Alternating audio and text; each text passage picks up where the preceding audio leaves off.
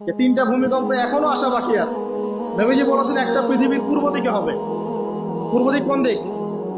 এই যে Indonesia, Malaysia, Bangladesh, Pakistan, Myanmar, আপনার শ্রীলঙ্কা, এই পুরো কন্টিনেন্ট পূর্ব দিক, পৃথিবীর পূর্ব দিক। কোন কান্ট্রি এটা তো বলা হয়নি, পূর্ব দিক বলা হয়েছে।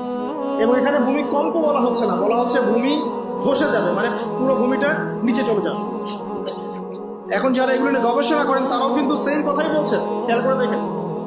তারা তো বিজ্ঞান দিয়ে ব্যাখ্যা করছেন, কিন্তু হাদিসে কিন্তু এটা বলা আছে। আরেকটা হচ্ছে পৃথিবীর পশ্চিম দিকে।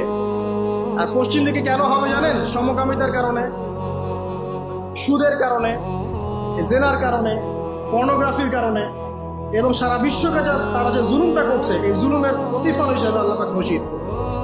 এর কোনো অস্তিত্বই থাকবে না। এখন মনে হচ্ছে না যে পুরো সারা ওয়ার্ল্ডকে রুল করছে, অস্তিত্বই থাকবে। ভূমিধস। আরেকটা হচ্ছে পৃথিবীর মাঝখানে। মাঝখানে কারা আছে বলেন? মাঝখানে আমাদের আমিরুল মুমিনিনরা আছে নাকি? যারা গান বাজনাকে উন্মুক্ত করে দিচ্ছে, যারা পর্দার শিথিলতা নিয়ে আসছে, হ্যাঁ, যারা ইসরায়েলের সাথে আঘাত করছে, এরা আছে, আমিরুল মুমিনিনরা আছে। তো সেখানেও একটা ফিতনা অপেক্ষা করছে, অপেক্ষা করতে থাকেন। তো এই কথাটা বলতে গিয়ে আমি এখানে এসেছি, পৃথিবীতে কিন্তু এখনো তিনটা বড় বড় ভূমিকম্প বাকি আছে।